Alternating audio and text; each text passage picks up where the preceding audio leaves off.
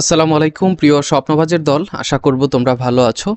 Dhaka central ইউনিভার্সিটির B এবং C unit, বিশেষ করে বি ইউনিটের জন্য যেই শিক্ষার্থীদের আমি ধারাবাহিকভাবে ক্লাস নিচ্ছিলাম, ফ্রি ক্লাস।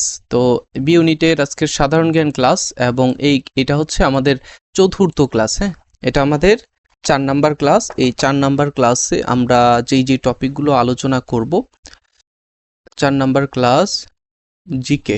ঠিক আছে, জিকের 4 নাম্বার ক্লাস। এই ক্লাসে আমরা আলোচনা করব আমাদের নদ নদী নিয়ে আলোচনা করব, আর দ্বীপ উপদ্বীপ নিয়ে আলোচনা করব। ঠিক আছে, দেখো এই যে নদ নদী অংশ থেকে গত বছর 2টা প্রশ্ন এসেছিল, আর দ্বীপ উপদ্বীপ থেকে 4টা প্রশ্ন এসেছিল। সাথে সাগর উপসাগর রয়েছে। এটা আমরা পরবর্তীতে এটা একটু লং ক্লাস হবে, তো অনেক বড় টপিক। সো এর মধ্যে আমরা এই অর্ধেকটুকু আজকে আলোচনা করব এই 4 নাম্বার ক্লাসে, এবং নদ নদীটা নিয়ে আলোচনা করব। এবং চলো আমরা এখানে আমাদের যেই প্রিমিয়াম লেকচার শিট রয়েছে, সেই লেকচার শিটের মধ্যে আমরা আলোচনাটা করব। আচ্ছা, দেখো আমাদের লেকচার শিট থেকে আমরা আলোচনা করব ইনশাল্লাহ। এই লেকচার শিট থেকেই বিগত বছরের বিভিন্ন ইউনিভার্সিটিতে, এই বছরের বিভিন্ন ইউনিভার্সিটিতে প্রশ্ন এসেছে। সো আমরা কিছু টপিক আলোচনা করব, প্লাস এর পরবর্তীতে আমরা প্র্যাকটিস করব। হ্যাঁ, এই যে আমাদের এখানে এমসিকিউ রয়েছে অনেকগুলো, এই যে এমসিকিউগুলো রয়েছে, এগুলো আমরা যতটুকু সম্ভব ততটুকু প্র্যাকটিস করব। আচ্ছা, বাংলাদেশের নদ নদী এখান থেকে শুরু আর কি। দেখো এখানে বলা হচ্ছে যে শাখা প্রশাখা সহ বাংলাদেশের নদ নদীর সংখ্যা হচ্ছে 230টি, কিন্তু নবম দশম শ্রেণীর ভূগোল বইয়ে সেখানে কিন্তু 700টির কথা বলা হয়েছে। সো অপশনে যদি 230টি থাকে 230টি দিবা, আর 700টি থাকলে 700টি দিবা। তবে দুইটা একসাথে থাকবে না, এটা শিওর থাকো। ঠিক আছে, মেঘনা নদীর উৎপত্তি স্থল হচ্ছে আসামের লুসাই পাহাড়ে। মেঘনা নদীর উৎপত্তি স্থল কোথায়? আসামের লুসাই পাহাড়ে। আর উৎপত্তি যেখানে হয়েছে, অর্থাৎ এই আসামে, তার নাম হচ্ছে বরাক নদী। মেঘনা নদীর অপর নাম বরাক নদী। কোথায়? এটা হচ্ছে যেখানে উৎপত্তি হয়েছে, অর্থাৎ আসামে। ঠিক আছে, এরপরে নিচের দিকে আমরা আসি। 2 ভাগ হয়ে মেঘনা নদী প্রবাহিত হয় সুরমা ও কুশিয়ারা নামে। এই যে তোমার সিলেট হবিগঞ্জের এখানে এসে দুই দিকে চলে যায়, এবং সেটার নাম হয় সুরমা ও কুশিয়ারা। আচ্ছা, বাকল্যান্ড বাঁধ, এটা হচ্ছে বুড়িগঙ্গা নদীর উপরে। এটা হচ্ছে এই যে আমাদের জগন্নাথ বিশ্ববিদ্যালয়ে অনেকে এসেছো, পুরান ঢাকায় এসেছো, সদরঘাট তো দেখেছো। সদরঘাটের এই পাশে এই যে তোমার আহসান মঞ্জিল যেটাকে আমরা বলি, সেই আহসান মঞ্জিলের সামনে নদী থেকে যে বাঁধটা তৈরি হয়েছে, সেটা হচ্ছে বাকল্যান্ড বাঁধ বলা হয়, যেটা তৈরি করা হয়েছিল 1864 সালে। ঠিক আছে, 1864 সালে। এরপরে তোমার কাপ্তাই জলবিদ্যুৎ কেন্দ্র নির্মিত হয়, এটা হচ্ছে কর্ণফুলী নদীর উপরে 1962-তে। আর বাঁধ দিয়ে কৃত্রিম হ্রদ তৈরি করা হয়, একটা কৃত্রিম হ্রদ তৈরি করা হয়, সেটা হচ্ছে কর্ণফুলী নদীতে। ঠিক আছে, আচ্ছা, এরপরে ভারত ও বাংলাদেশের মধ্যে অভিন্ন 55 না 54টি নদী রয়েছে। কয়টি? 54টি। ভারত এবং বাংলাদেশের মধ্যে 54টি নদী রয়েছে, এবং মোট আমাদের অন্য দেশের সাথে বাংলাদেশের মোট নদী রয়েছে 57টি। এর মধ্যে ইন্ডিয়ার সাথে রয়েছে, অর্থাৎ ভারতের সাথে রয়েছে 54টি, আর 3টি রয়েছে হচ্ছে মিয়ানমারের সাথে। ঠিক আছে, আচ্ছা, যমুনা নদীর পূর্ব নাম হচ্ছে জোনাই নদী। যমুনা নদীর পূর্ব নাম জোনাই নদী, মনে রাখবা। এরপরে বুড়িগঙ্গা নদীর পূর্ব নাম হচ্ছে দোলাই নদী। জোনাই এবং দোলাই। আর এখান থেকেই আমাদের এই যে ধোলাই খাল নামকরণ করা হয়েছে। জগন্নাথ বিশ্ববিদ্যালয় থেকে একটু সামনে আসলে পুরান ঢাকায় ধোলাই খাল নাম করা হয়েছে। তার ধোলাই, এই যে দোলাই থেকে ধোলাই, আবার এই বুড়িগঙ্গা নদীর পূর্ব নাম ছিল দোলাই নদী। ঠিক আছে, আচ্ছা, এরপরে নিচের দিকে আসো। এখানে বলা হচ্ছে যে ব্রহ্মপুত্র নদের পূর্ব নাম হচ্ছে লৌহিত্য। ব্রহ্মপুত্র নদের পূর্ব নাম লৌহিত্য। পদ্মা নদীর পূর্ব নাম হচ্ছে কীর্তিনাশা। এটা তো সবাই জানো, এটা হচ্ছে কমন এবং গুরুত্বপূর্ণ। মিয়ানমার হতে বাংলাদেশে আসা 3টি নদী, একটু আগে যেটা বললাম যে মিয়ানমার থেকে আসছে 3টি নদী, নাফ নদী, মাতামুহুরী আর সাঙ্গু, এই তিনটা। আচ্ছা, নিঝুম দ্বীপ দ্বীপ অবস্থিত হচ্ছে মেঘনা নদীর মোহনায়, এটা হচ্ছে তোমার নোয়াখালীতে। নিঝুম দ্বীপ নোয়াখালীর কাছাকাছি, ফেনী নোয়াখালীর এখানে কাছাকাছি। ওকে, বাংলাদেশের প্রধান নদী বন্দর হচ্ছে নারায়ণগঞ্জে, মনে রাখবা। নদী বন্দর, নদী বন্দর কোথায়? নারায়ণগঞ্জে। সমুদ্র বন্দর দুইটা রয়েছে। সমুদ্র বন্দর কয়টা কয়টা কয়টা রয়েছে? দুইটা। একটা হচ্ছে চট্টগ্রামে সমুদ্র বন্দর, আরেকটা হচ্ছে কোথায়? তোমরা লিখবা, আমি হিন্টস দিয়ে দিই, এটা হচ্ছে বাগেরহাটে, বাগেরহাটে অবস্থিত। তোমরা একটু কমেন্টে লিখবা। আচ্ছা, একটি নদীর নামানুসারে নামকরণ করা হয়েছে ফেনী জেলাকে। ফেনী নদীর নাম অনুসারে নামকরণ করা হয়েছে ফেনী জেলাকে। ঠিক আছে। আচ্ছা, এরপরে সর্বশেষ একটা গুরুত্বপূর্ণ তথ্য, সেটা হচ্ছে যে টিপাইমুখ বাঁধ অবস্থিত ভারতের মণিপুর রাজ্যে। টিপাইমুখ বাঁধ ভারতের মণিপুর রাজ্যে অবস্থিত, বাংলাদেশের সিলেটের জকিগঞ্জ সীমান্তবর্তী এলাকা থেকে 100 কিলোমিটার দূরে। সিলেটের জকিগঞ্জে কোথায়? এই আমি দাগ দিচ্ছি, এই জিনিসগুলো জাস্ট মনে রাখবা। টিপাইমুখ বাঁধ কোথায়? মণিপুর রাজ্যে, সিলেটের জকিগঞ্জ হতে 100 কিলোমিটার দূরে। ঠিক আছে। আচ্ছা, এরপরে আমরা নদ নদীর উৎপত্তি স্থল একটু জানবো, যে নদ নদীর উৎপত্তি স্থলগুলো কি কি। পদ্মা নদীর উৎপত্তি স্থল হচ্ছে তোমার হিমালয় পর্বতের গাঙ্গোত্রী হিমবাহে। মেঘনা নদীর হচ্ছে আসামের লুসাই পাহাড়ে, আসামের মণিপুর পাহাড়ের লুসাইয়ের দক্ষিণে লুসাই পাহাড়ে। জাস্ট এত কিছু মনে রাখতে হবে না, লুসাই পাহাড় এটুকু মনে রাখবা। এরপর হচ্ছে ব্রহ্মপুত্র বা যমুনা, এটার উৎপত্তি স্থল হচ্ছে তিব্বতে। হ্যাঁ, তিব্বতে, এটা হচ্ছে চীনের খণ্ডাংশ তিব্বতের কৈলাস শৃঙ্গের মানস সরোবরে। এই যে মানস সরোবরটা মনে রাখবা, মানস সরোবরের হ্রদ থেকে। এটা কোথায়? চীনের হচ্ছে তিব্বতে। কর্ণফুলী হচ্ছে মিজোরামের লুসাই পাহাড়ে। এই যে এর আগে আমরা পড়লাম যে লুসাই পাহাড়, এই যে মণিপুরের লুসাই পাহাড়, আর এটাও কিন্তু মিজোরামের লুসাই পাহাড়। মানে এই পাহাড়টা মণিপুর এবং মিজোরাম দুইটা অংশেই রয়েছে, এবং এখান থেকেই কর্ণফুলী এবং মেঘনা নদীর উৎপত্তি। ওকে, আর এখানে হচ্ছে তোমার লাংলে পাহাড়ের যে লাংলে অংশ আছে, এই অংশ থেকে এইটুকু অংশ উৎপত্তি হয়েছে। এরপর হচ্ছে সাঙ্গু নদী, মিয়ানমার বাংলাদেশের আরাকান পাহাড় থেকে। আরাকান পাহাড় নিয়ে তোমরা অনেকেই জানো না হয়তো, 2019 সালের একটু খোঁজ খবর নিবা, যে 19 সালের দিকে যখন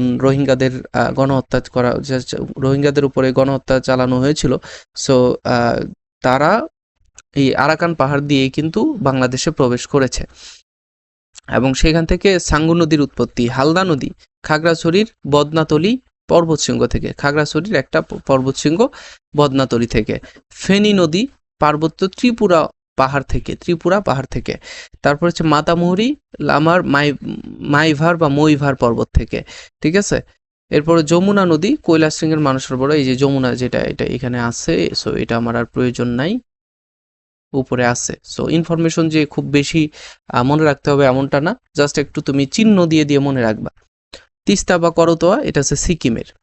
এই তিস্তা, করতোয়া, সিকিম, এটা কিছু মানে বারবার পড়তে এমনিতেই তোমার ওয়ার্ড, একটা এমসিকিউ এর মধ্যে ওয়ার্ড দেখলেই তোমার মনে পড়বে যে না, এইটার অ্যান্সার এটা হবে।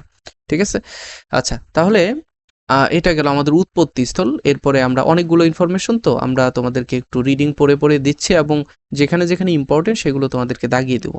আসলে জিকে পড়ানোর মেইন ইয়ে হচ্ছে যে তোমাদের মনে করি তোমাদের দাগিয়ে দিতে হবে কোনটা ইম্পর্টেন্ট, সেটা দাগিয়ে দিতে হবে। কিন্তু আমি তোমাদের দাগাবো, কিন্তু এরপরেও তোমাকে আরো গভীরভাবে আমি বুঝিয়ে দিব। পদ্মা নদী মহানন্দার উপনদী। পদ্মা নদীর উপনদী হচ্ছে মহানন্দা। তারপরে শাখা নদী, উপনদী আর শাখা নদীর মধ্যে পার্থক্য আছে। উপনদী হচ্ছে তোমার একটা নদী থেকে, আচ্ছা আমি তোমাদের চিত্র অঙ্কন করে দেখাই, যে এই যে একটা নদী, মনে করো এটা এঁকে বেঁকে গেছে, হ্যাঁ, এটা এঁকে বেঁকে গেছে। এই নদী থেকে যখন একটা ছোট নদী এই নিচের দিকে বের হবে, আসলে উপর দিক থেকে নিচে তো বের হয়, তাই না? একটা ছোট নদী যখন বের হবে, সেটাকে বলবো আমরা উপনদী। হ্যাঁ, সেটাকে আমরা কি বলবো? উপনদী। আর শাখা নদী কি? শাখা নদী হচ্ছে তোমার এই নদীর সাথে অন্য একটা নদী এসে যখন মিলিত হবে, হয়ে এখানে পানি দেবে, এখানে যখন পানি দিবে তখন সেটাকে বলবো শাখা নদী। আর এখান থেকে পানি বের হয়ে যখন ছোট নদী দিয়ে চলে যাবে তখন সেটাকে বলবো হচ্ছে কি নদী? উপনদী। আচ্ছা, এরপরে প্রশাখা নদী। প্রশাখা নদী হচ্ছে তোমার এইখান থেকে দেখো এই প্রশাখা নদী, এই নদীতে আবার যখন একটা মিলিত হবে নদী তখন সেটাকে আমরা বলবো প্রশাখা নদী। আচ্ছা, যদি আমার এই ইনফরমেশনটুকু তোমার ভুল মনে হয় তুমি গুগল করতে পারো, গুগল করে আরো ক্লিয়ারলি জেনে নিতে পারো, ঠিক আছে? ওকে, এরপরে দেখো, আচ্ছা এইখানে এইটুকু তোমরা একটু স্ক্রিনশট দিয়ে রাখো, এইটুকু একটু তোমরা মনে রাখবা। আমি গুরুত্বপূর্ণ নদীগুলো তোমাদেরকে একটু দেখে দিচ্ছি। হ্যাঁ, গুরুত্বপূর্ণ নদীগুলো একটু দেখিয়ে দিচ্ছি। গুরুত্বপূর্ণ নদী যেমন পদ্মা, মেঘনা, ব্রহ্মপুত্র বা যমুনা এটা পড়বা। তারপর হচ্ছে তুমি মহানন্দাটা পড়বা। মহানন্দা হচ্ছে আমাদের এই তোমার ইয়েতে রয়েছে, আমাদের পঞ্চগড় থেকে, পঞ্চগড়ের তেঁতুলিয়ায় উৎপন্ন হয়েছে মহানন্দা নদী, পঞ্চগড়ের তেঁতুলিয়া দিয়ে ঢুকেছে। তো সেখান থেকে আমাদের এই যে ঠাকুরগাঁয়ের টাঙ্গন নদী রয়েছে, আমি যেহেতু ঠাকুরগাঁ জেলার, তো টাঙ্গন নদীটা ওইখান থেকেই উৎপত্তি হয়েছে মহানন্দা নদীতে থেকে, ঠিক আছে? আচ্ছা, এরপরে তোমার এই জন্য এটাকে আমরা বলছি কি উপনদী। আর শাখা নদী কোনটাকে বলবো? যে ওইখান থেকে আরেকটা ওইরকমই নদী তৈরি হবে, সেটা হচ্ছে শাখা নদী, ঠিক আছে? আচ্ছা, দেখো এরপর হচ্ছে বিভিন্ন নদ নদীর মিলনস্থল। আমি এখান থেকে এতগুলো তোমাদের মনে রাখতে হবে না, জাস্ট 2-3টা মনে রাখলেই হবে। যেমন পদ্মা ও যমুনার মিলনস্থল গোয়ালন্দ, পদ্মা ও মেঘনার মিলনস্থল হচ্ছে চাঁদপুর, আর পুরাতন ব্রহ্মপুত্র, এইগুলো তো সবই ইম্পর্টেন্ট দেখতেছি কুড়িগ্রামের। আচ্ছা, সুরমা কুশিয়ারা। আচ্ছা দেখো, আমি তোমাদের চার্টের মধ্যে যদি দেখাতে পারতাম তাহলে আরো ক্লিয়ার হতো যে একটা পদ্মা ও যমুনা। পদ্মা হচ্ছে বাংলাদেশের পশ্চিমাঞ্চল দিয়ে, এটা মনে করো বাংলাদেশ, এটা বাংলাদেশ, এখানে হচ্ছে তোমার পঞ্চগড়, এখানে রাজশাহী, তারপরে হচ্ছে তোমার এইখানে নীলফামারী বা কুড়িগ্রাম, এইদিকে হচ্ছে তোমার সিলেট, আমি জাস্ট দিচ্ছি, এদিকে চট্টগ্রাম কুমিল্লা রয়েছে, চট্টগ্রাম, আর এদিকে রয়েছে বাংলাদেশের সুন্দরবন এরিয়া। ওকে, এই যে দেখো পদ্মা নদী ঢুকেছে রাজশাহী দিয়ে, হ্যাঁ, পদ্মা নদী রাজশাহী দিয়ে ঢুকেছে, আর তোমার যমুনা ঢুকেছে হচ্ছে কুড়িগ্রাম, ব্রহ্মপুত্র হয়ে এটা এটা যমুনা নাম ধারণ করে এসে এখানে এসে তোমার কুড়িগ্রামের একটু পাশে এসে সেটা নাম ধারণ করেছে ব্রহ্মপুত্র, ঠিক আছে? এই দুইটা এসে মিলেছে গোয়ালন্দ, রাজবাড়ির গোয়ালন্দে, ঠিক আছে? রাজবাড়ি তো, ওকে, এখানে এসে মিলেছে, মেলার পরে এটা এদিক দিয়ে আবার পদ্মা নাম ধারণ করছে। কি নাম ধারণ করছে? পদ্মা নাম ধারণ করছে। করার পরে এটা এসে একেবারে চাঁদপুরে এসে মিশেছে কার সাথে? এই যে আমাদের এদিক থেকে যে মেঘনা আসলো, মেঘনা নদী যে এদিক থেকে আসলো, এসে এই মেঘনা নদী কিন্তু মেঘনা নদীর সাথে এই ব্রহ্মপুত্রের আরেকটা ভূমিকম্পর কারণে এই আরেকটা শাখা হয়ে এই তোমার এইখানে এটাকে ভৈরবে এসে মিশেছে। ভৈরবে এসে এই দিক থেকে যেই যমুনা বা ব্রহ্মপুত্র নাম ধারণ করলো, এটা পুরাতন ব্রহ্মপুত্র নাম ধারণ করে এটা এদিকে এসে মিশেছে। আগে এদিকে ছিল ব্রহ্মপুত্র, এদিকে এসে হইলো এই পর্যন্ত যমুনা, তারপরে এই পদ্মার সাথে এসে মিশে এইটা পদ্মা হয়ে এদিকে এসে চাঁদপুরে মিশেছে। কার সাথে? এই যে মেঘনার সাথে, বড় হচ্ছে মেঘনা, এই মেঘনার সাথে। আর মেঘনার সাথে সুরমা কুশিয়ারা সিলেট অঞ্চল দিয়ে আর দুইটা সুরমা এবং কুশিয়ারা এসে এখানেও মিলেছে, বুঝতে পেরেছো? তো এইদিকে আবার এদিকে আরো রয়েছে পুরাতন ব্রহ্মপুত্র আর মেঘনা মিশেছে ভৈরবে। পুরাতন ব্রহ্মপুত্র মেঘনা মিশেছে কোথায়? এই যে ভৈরবে। তারপরে তিস্তা ও ব্রহ্মপুত্র মিশেছে কুড়িগ্রামে, এই যে উপরের দিকে তিস্তা ও ব্রহ্মপুত্র, তিস্তা নদী এবং ব্রহ্মপুত্র এসে মিশেছে কোথায়? কুড়িগ্রামে, ঠিক আছে? কুড়িগ্রামে মেশার পরে এটা হচ্ছে ব্রহ্মপুত্র হয়ে এদিকে আসলো, আর একটু এসে কুড়িগ্রামের এই অংশে ভূমিকম্পের কারণে নদীপথ পরিবর্তন হয়ে এদিকে মেঘনার সাথে পুরাতন ব্রহ্মপুত্র মিশেছে, আর এইখান থেকে ব্রহ্মপুত্রটা যমুনা নাম ধারণ করে পদ্মাতে এসে মিশেছে, এবং পদ্মার সাথে মিশে পদ্মা নাম ধারণ করে চাঁদপুরে এসে এই যে মেঘনা এবং পদ্মা দুইটা মিলেছে, বুঝতে পেরেছো? এই তো এইখান থেকে এসে তারপরে তারা এই দুইজন একেবারে বঙ্গোপসাগরে নেমে গিয়েছে। তো এই জিনিসটা তোমরা তোমাদের বুঝতে গেলে রকেট সায়েন্সের প্রয়োজন হয় না, আশা করব তোমরা বুঝতে পেরেছো। আচ্ছা, এটুকু আমরা রেখে দেই, থাক, সমস্যা নাই। এদিকে আমাদের গুরুত্বপূর্ণ নদীর তীরবর্তী অঞ্চল যেগুলো গুরুত্বপূর্ণ সেগুলো তোমাদেরকে আমি বলেছি। নরসিংদী পড়বা, তারপর হচ্ছে রংপুর পড়বা, ঠাকুরগাঁও পড়তে পারো, তারপরে নীলফামারী পড়বা, ইম্পর্টেন্ট। এইখানে পড়বা হচ্ছে তুমি মেহেরপুর পড়বা, তারপর হচ্ছে মাগুরা পড়বা, বাগেরহাট পড়তে হবে, হ্যাঁ বাগেরহাট ইম্পর্টেন্ট।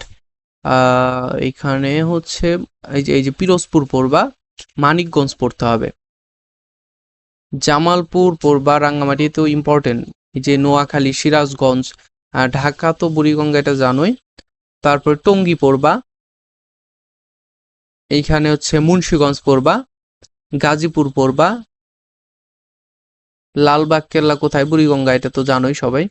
এই যে শীতলক্ষা, নারায়ণগঞ্জ পড়ছে কিন্তু শীতলক্ষায়, হ্যাঁ। ময়মনসিংহ হচ্ছে পুরাতন ব্রহ্মপুত্র, এরপরে চট্টগ্রাম, কুমিল্লা, চন্দ্রঘোনা হচ্ছে তোমার ইয়াতে কর্ণফুলী নদীর তীরে, রাঙ্গামাটি। তো এরপরে নিচের দিকে কাপ্তাই, কর্ণফুলী, খুলনা, এই কয়েকটা পড়ে নিবা। বাদ দেই নাই, তবে বাদ দিয়েছি অনেক কিছুই। এরপরে এখানে আছে কুষ্টিয়া, শিলাইদহ, এই যে শিলাইদহ এটা পড়বা। এরপর মংলা পড়বা, রাজশাহী পড়বা, মহেস্থানগড় পড়বা, বগুড়া পড়বা, দিনাজপুর, পাকশি পড়বা, তারপরে সারদা পড়বা, এরপরে আসতেছে তোমার সিলেট পড়বা, ঠিক আছে, গোপালগঞ্জ পড়বা, সুনামগঞ্জ পড়বা,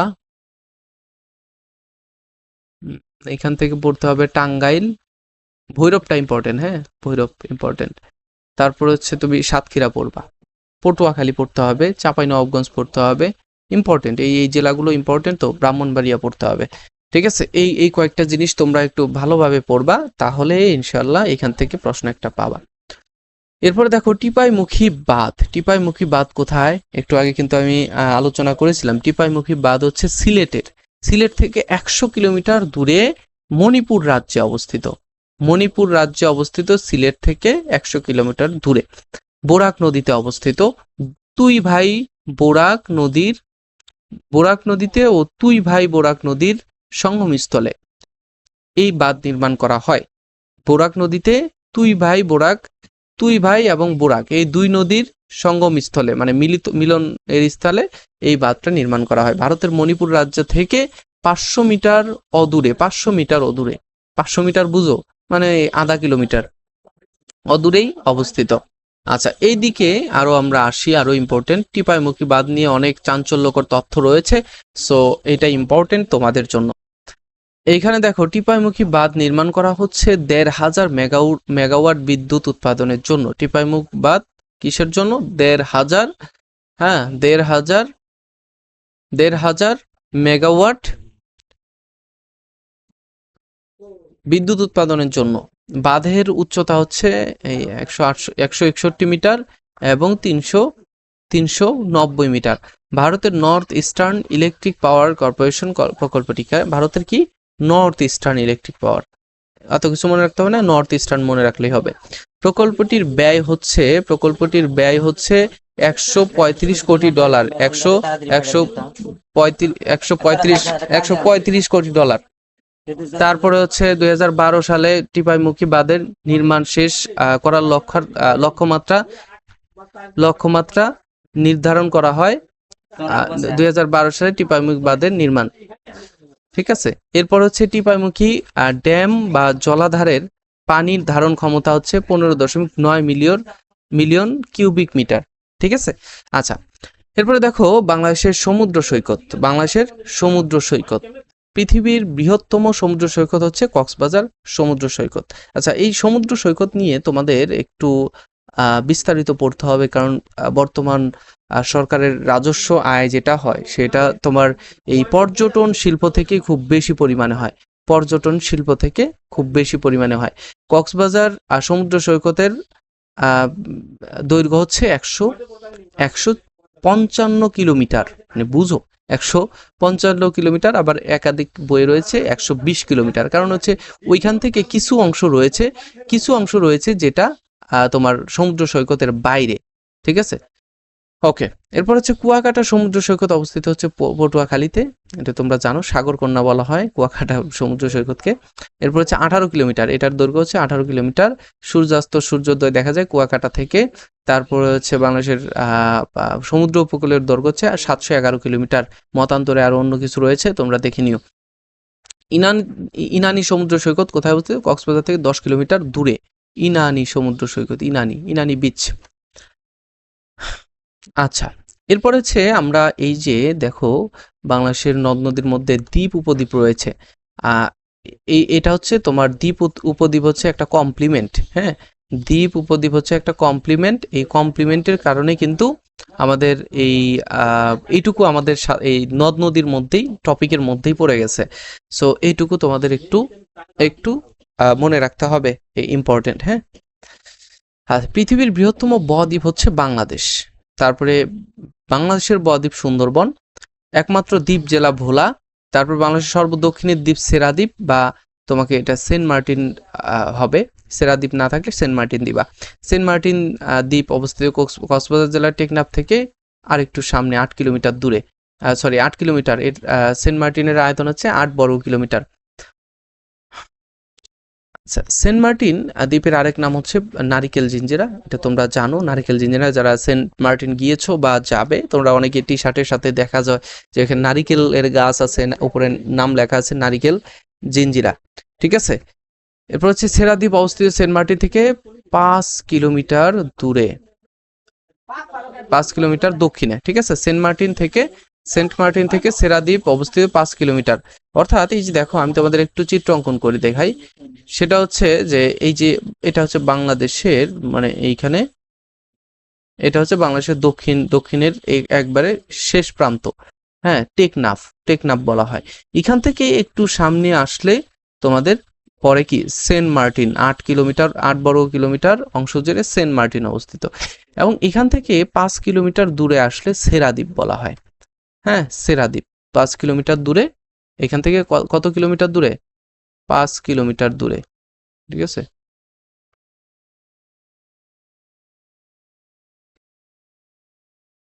ওকে, 5 কিলোমিটার দক্ষিণে। সেরাদ্বীপের আয়তন হচ্ছে 3 বর্গ কিলোমিটার। সেরাদ্বীপের আয়তন 3 বর্গ কিলোমিটার, 3 বর্গ কিলোমিটার। এরপর হচ্ছে বাংলাদেশের সর্বদক্ষিণের স্থান ও দ্বীপ সেরাদ্বীপ। 2000 সালের অক্টোবরে এই দ্বীপটির সন্ধান পাওয়া যায়। বর্তমানে সেরাদ্বীপ হবে বাংলাদেশের সর্বদক্ষিণের স্থান ও দ্বীপ। যদি প্রশ্নে সেরাদ্বীপ না থাকে তখন তোমরা সেন্ট মার্টিন দিবা। নিঝুম দ্বীপ অবস্থিত হচ্ছে বঙ্গোপসাগরের হাতিয়া হতে 57 কিলোমিটার দক্ষিণে। নিঝুম দ্বীপ, হ্যাঁ, নিঝুম দ্বীপ 57 কিলোমিটার দক্ষিণে। কোথায় থেকে? হাতিয়া, নোয়াখালীর হাতিয়া থেকে আরো দক্ষিণ দিকে 97 কিলোমিটার। নিঝুম দ্বীপের অন্য নাম হচ্ছে বাউলার চর। দক্ষিণ তালপট্টি দ্বীপ অবস্থিত হচ্ছে সাতক্ষীরা জেলায়। দক্ষিণ তালপট্টি দ্বীপ অবস্থিত হচ্ছে হারিয়াভাঙ্গা নদীর মোহনায়। নদীর মোহনা বলতে আসলে কি বোঝায়? যে দেখো, একটা নদী যখন, এই যে একটা নদী এঁকে বেঁকে যখন এই যে আমাদের সমুদ্রে এসে প্রবেশ করলে এদিক থেকে যে পানিটা এখান থেকে যাবে, পানির স্রোতটা এইদিকে যাবে, এই যে কিছু অংশটা হচ্ছে এইখানে যদি কোনো কিছু থাকে তাহলে ওইটাকে বলা হয় এই নদীর মোহনায় অবস্থিত, ঠিক আছে। এখানে যদি একটা বড় দ্বীপ থাকে তখন বলা হবে যে এই যে নদীটা গেল এই নদীর মোহনায় অবস্থিত, ঠিক আছে। ওকে, আচ্ছা, এরপরে আমরা নিচের দিকে আসি, আরো তথ্য রয়েছে ইম্পর্টেন্ট। দেখো, দক্ষিণ তালপট্টি দ্বীপের অপর নাম হচ্ছে নিউমুর বা পূর্বাশা দ্বীপ।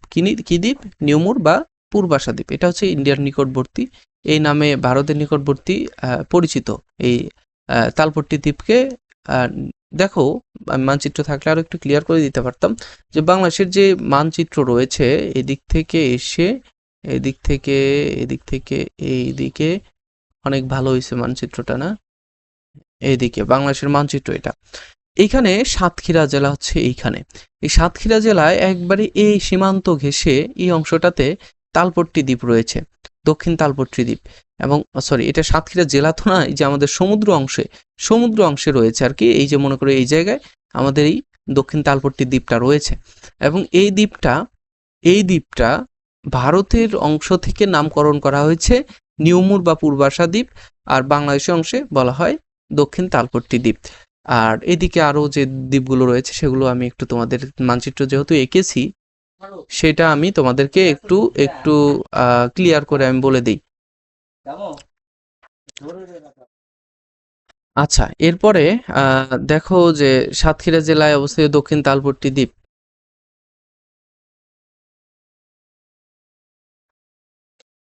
আচ্ছা, দেখো যে এখানে আমরা কোথায় ছিলাম জানো, যে হাতিয়া, হ্যাঁ হাতিয়া জেলা, হাতিয়ার এইখানে হচ্ছে নোয়াখালী জেলা, নোয়াখালীর একটা অংশ হচ্ছে হাতিয়া দ্বীপ, এই যে নোয়াখালীর একটা হাতিয়া দ্বীপ, এই হাতিয়া দ্বীপে এই হাতিয়া দ্বীপে তোমাদের নিঝুম দ্বীপ কত কিলোমিটার, 97 কিলোমিটার, অর্থাৎ এই যে এইদিকে হচ্ছে তোমার হাতিয়া থেকে সোজা দক্ষিণে 97 কিলোমিটার দূরে হচ্ছে নিঝুম দ্বীপ, এবং এটার পুরাতন নাম ছিল হচ্ছে চর, বাউলার চর, ঠিক আছে।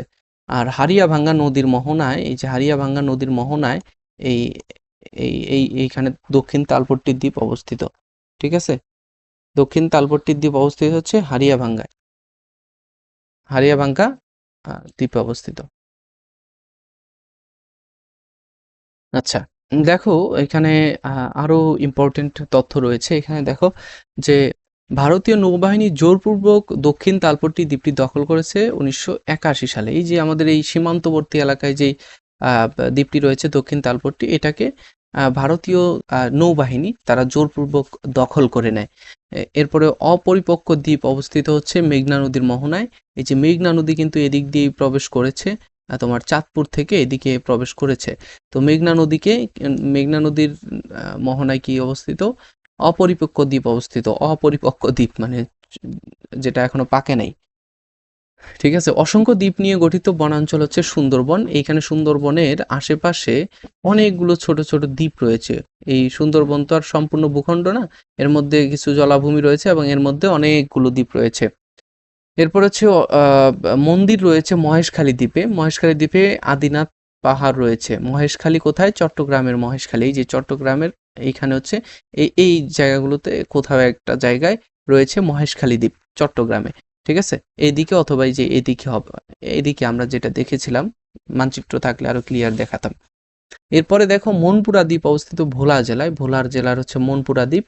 আর এখানে এডিশনাল তথ্য রয়েছে, এলিফ্যান্ট পয়েন্ট রয়েছে কক্সবাজারে এলিফ্যান্ট পয়েন্ট রয়েছে। এই যে কক্সবাজার জেলায় এখানে এলিফ্যান্ট পয়েন্ট রয়েছে, কোথায় একটা জায়গায় এলিফ্যান্ট পয়েন্ট। মানচিত্র খুললে তোমরা অনেক বেশি ক্লিয়ার করে দেখতে পাবে। হিরন পয়েন্ট টাইগার পয়েন্ট অবস্থিত সুন্দরবনের দক্ষিণে। সুন্দরবনের দক্ষিণে হচ্ছে হিরন পয়েন্ট এবং তোমার টাইগার পয়েন্ট অবস্থিত। শাহবাজপুর দ্বীপ হচ্ছে ভোলাতে অবস্থিত। ভোলার আগের নাম কিন্তু শাহবাজপুর, বর্তমানে পরিচিত ভোলা নামে। তো ভোলা জেলার পূর্ব নাম হচ্ছে শাহবাজপুর।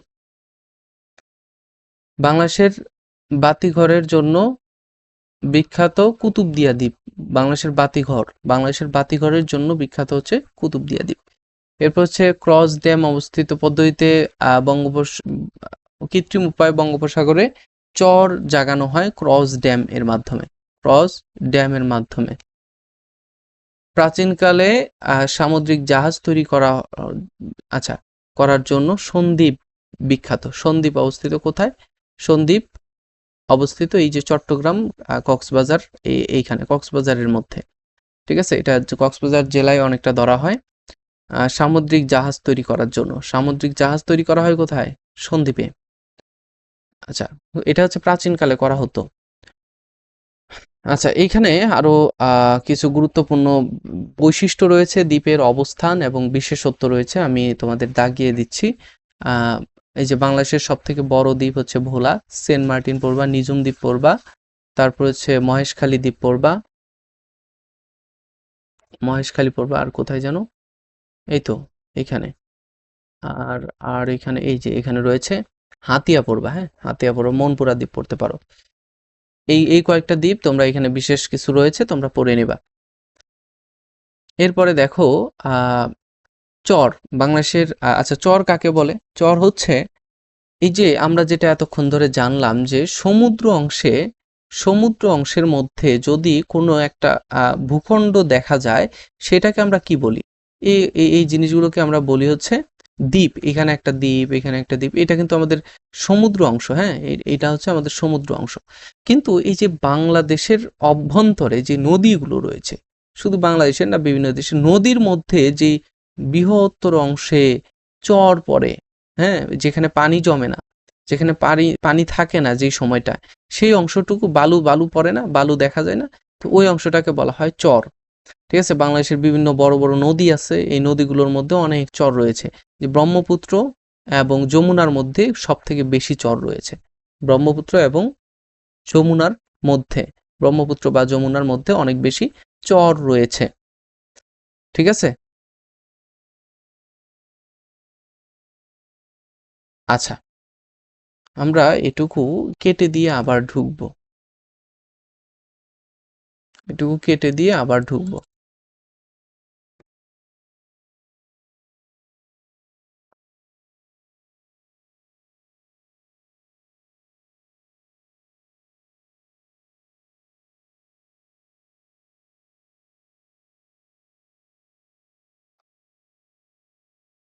আচ্ছা, আমাদের লিখিত জায়গা হচ্ছে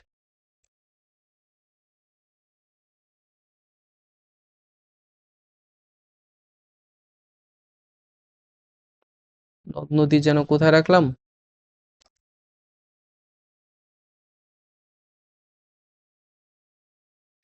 আমাদের কাছে সবই রয়েছে, তোমরা যা চাবে তাই রয়েছে। তোমাদের পড়াশোনার জন্য যা দরকার তাই আমাদের কাছে রয়েছে। সো চিন্তার কোনো কারণ নাই। তোমাদের পড়াশোনা করে, তোমাদের পড়াশোনা শেষ করে ঢাকা সেন্ট্রাল ইউনিভার্সিটিতে একটা সিট পাওয়ার জন্য যা যা দরকার সবই রয়েছে। তোমরা জাস্ট আমাদের সাথে থেকো এবং ফ্রি সার্ভিসগুলো নিতে থাকো। আচ্ছা, দেখো, এরপরে আমরা আসবো হচ্ছে চরের নাম। দুবলার চর, এটা সুন্দরবনে অবস্থিত। চর মানে চর জব্বার, চর জংলি, চর মনপুরা, এটা পড়বা। চর মনপুরা মনে রাখবা। চর গজরিয়া, গজারিয়া, চর সিজনি, চর শাহবানি, এটা পড়বা। উড়ির চর পড়বা, মুহুরীর চর পড়বা, পাটনি চর পড়বা, নির্মল চর পড়বা। এই কয়েকটা পড়বা, হ্যাঁ। এখানে দেওয়া রয়েছে, অবস্থানগুলো তোমরা পড়ে নিবা। আচ্ছা, এরপরে পাহাড় পর্বত আজকে আর আমরা পড়বো না। পাহাড় পর্বত এখন পড়ার সময় নাই। এখানে হাওর বাওর, এখানে আচ্ছা, আর আমাদের তেমন কিছু নাই। এখন আমরা প্র্যাকটিস করব, কয়েকটা এমসিকিউ, গুরুত্বপূর্ণ এমসিকিউ প্রশ্ন আমরা সলভ করব এবং বাকিগুলো তোমাদের প্র্যাকটিসের জন্য আমরা দিয়ে দিব। ঠিক আছে? আর এখান থেকে তোমরা এই তথ্যগুলোর উপরে আমাদের তৈরি করা প্রশ্নপত্র, যেগুলো আমরা আমাদের এক্সাম ব্যাচে নিচ্ছি, যেমন আমাদের এই এক্সাম ব্যাচটা দেখো, সরি এটা না, এটা তোমাদের সার্কুলার। আমাদের এক্সাম ব্যাচের মধ্যে কিন্তু এই দেখো, আমাদের এই এক্সাম ব্যাচটা আমরা বর্তমান চলছে, আমাদের এক্সাম ব্যাচে পরীক্ষা চলছে। তো তোমরা যারা চাও আমাদের এক্সাম ব্যাচে পরীক্ষা দিয়ে আহ, তোমাদের প্রস্তুতিটা একটু পাকাপোক্ত করতে, তারা কিন্তু চাইলেই পারো। ঠিক আছে? আমাদের এই এক্সাম ব্যাচের মধ্যে কিন্তু সবকিছুই রয়েছে। দেখো, আমাদের এখানে বি এবং সি ইউনিটের জন্য 30টা এবং 45টা টপিক ভিত্তিক পরীক্ষা, 5টি মডেল টেস্ট, তারপরে বিগত বছরের প্রশ্ন ব্যাংকের পিডিএফ দেওয়া হবে। তারপরে হচ্ছে তোমাদের যে কোনো সময় পরীক্ষা দিতে পারবা, পরীক্ষা 2বার করে দিতে পারবা। এখানে ব্যাখ্যা এবং অ্যানালাইসিস পাবা, ডাউট সলভিং পাবা, আমাদের তোমার সাজেশনের পিডিএফ পাবা, এবং আমাদের একেবারে ফোকাস করা, 99% ফোকাস করা আমাদের এক্সাম বেসের সবকিছুই কিন্তু তোমরা পাচ্ছ। ঠিক আছে? তো তোমরা যারা চাও আমাদের এই এক্সাম ব্যাচে জয়েন করতে, অবশ্যই তোমরা জয়েন করে নিবা। কেননা আমাদের যেহেতু ভর্তি পরীক্ষা খুব দ্রুতই চলে আসবে, সো 199 টাকা দিয়ে এই এক্সাম ব্যাচে জয়েন করতে আমাদের এই নাম্বারে হোয়াটসঅ্যাপ রয়েছে, তোমরা মেসেজ করবা ইনশাল্লাহ। আর আমাদের এক্সাম ব্যাচ ব্যতীত আপাতত অন্য কোনো কোর্স নাই, তবে ফ্রি কোর্স রয়েছে। ফ্রি কোর্সে তোমাদের যেই ক্লাসগুলো নিচ্ছি এগুলো, এবং আমাদের ডেসক্রিপশন বক্স চেক করলেই দেখতে পারবা যে আমাদের ফ্রি এক্সাম ব্যাচ রয়েছে কিন্তু, হ্যাঁ। ওকে, তো আমাদের এক্সাম ব্যাচে তোমরা যারা জয়েন করতে চাও অবশ্যই আমাদের এখানে মেসেজ করবা। চলো আমরা একটু প্র্যাকটিস করি, প্র্যাকটিস করে ক্লাসটা শেষ করে ফেলবো। আর আজকের ক্লাস থেকে কি ফিডব্যাক আসে সেগুলো কিন্তু আমি অবশ্যই দেখব তোমাদের কাছে থেকে, হ্যাঁ। দেখো, এখানে যে বিগত বছরে এখান থেকে কি কি প্রশ্ন এসেছে। গম্ভীরা কোন অঞ্চলের সঙ্গীত? আচ্ছা, এটা কিন্তু আমাদের আলোচনার বিষয়বস্তু না আপাতত, সো এটা আমরা পড়বো না। সিডোর সীমান্তবর্তী অঞ্চল জলপ্রপাত ফারাক্কাবাদ কোথায় অবস্থিত? এই যে দেখো, এটা তোমরা দেখো, একটু লক্ষ্য করো যে ফারাক্কাবাদ বাংলাদেশের সীমানা হতে কত দূরে অবস্থিত? 16 কিলোমিটার দূরে কিন্তু অবস্থিত। হ্যাঁ, ফারাক্কাবাদ। এটা কোথায় এসেছে? ঢাবিতে এসেছে, খ এবং খ ইউনিটে। এরপরে আমাদের ভারতের সাথে সীমানায়তন, গ্রিনিচ সবচেয়ে বড় জেলা,